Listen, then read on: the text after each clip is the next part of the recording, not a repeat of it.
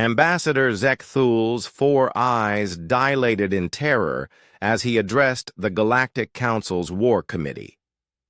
His usually pristine blue exoskeleton was dulled with stress hormones, and his mandibles clicked nervously as he prepared to deliver the most important warning of his career. "Esteemed members," Zekthul began, his translator crackling with urgency, "I come before you today not as a representative of the hegemony, but as someone who has witnessed the true nature of humanity. We must never, and I cannot stress this enough, never provoke them to retaliation." The assembled delegates shifted uncomfortably in their various seating arrangements. The Vorthak representative, General Mordun, let out a dismissive rumble. "Ambassador, these humans are barely a Type 1 civilization. They haven't even mastered faster-than-light travel independently. How dangerous could they possibly be?" Zekthul's 4 eyes focused on the general, with an intensity that made the battle-hardened warrior's chitin bristle.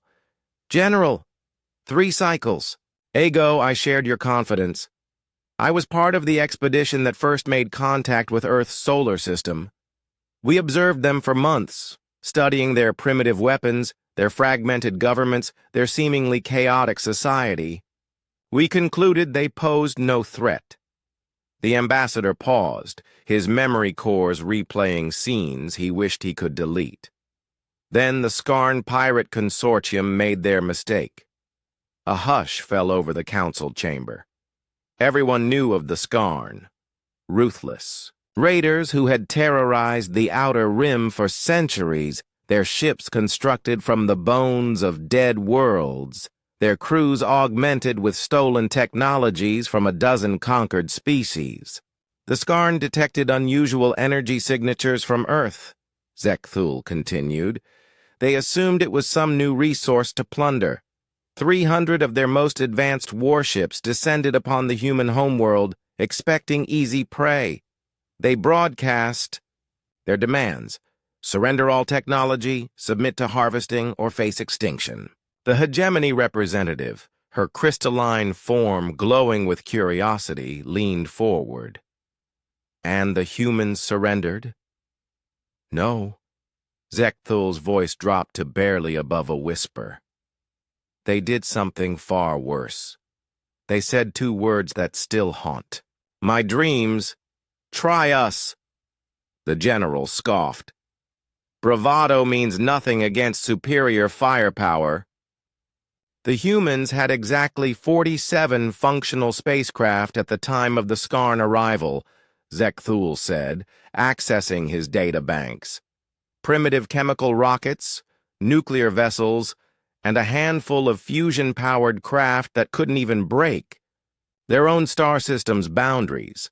The Skarn had 300 ships, each capable of glassing a continent. Zekthul activated the chamber's holographic display, showing Earth's blue marble hanging in space. The battle lasted exactly 73 minutes. When it ended, not a single Skarn vessel remained intact. Shocked murmurs rippled through the assembly. The general's combat-trained mind immediately sought explanation. Impossible. Hidden defenses? A more advanced civilization protecting them? No external help. No hidden technology. Zekthul's data stream continued. The humans did something we had never encountered in our 10,000 years of galactic observation. They weaponized everything. The hologram shifted, showing the chaos of that day.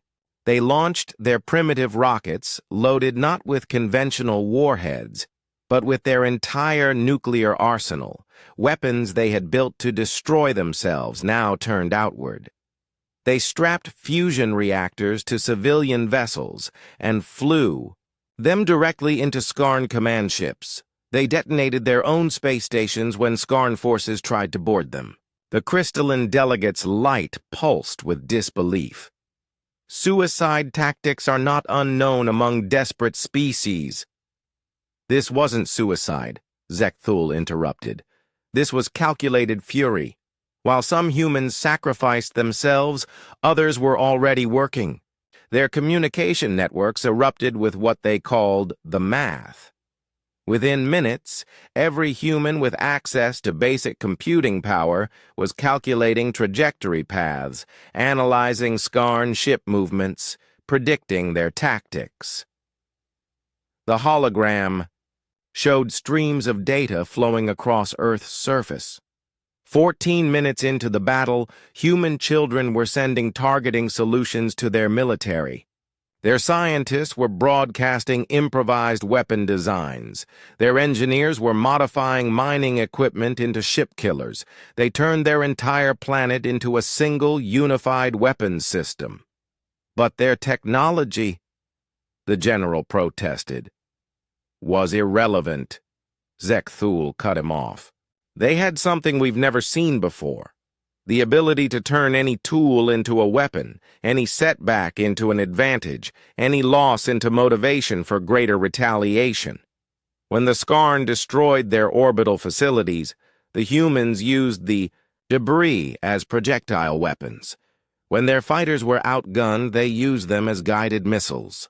When their communication satellites were jammed, they coordinated through their entertainment networks. The ambassador's form shuddered with remembered fear.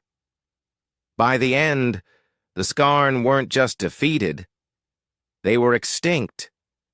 300 ships, 30,000 of the galaxy's most feared pirates, eliminated by a species that had never fought a space battle before that day. Silence stretched across the chamber like a held breath.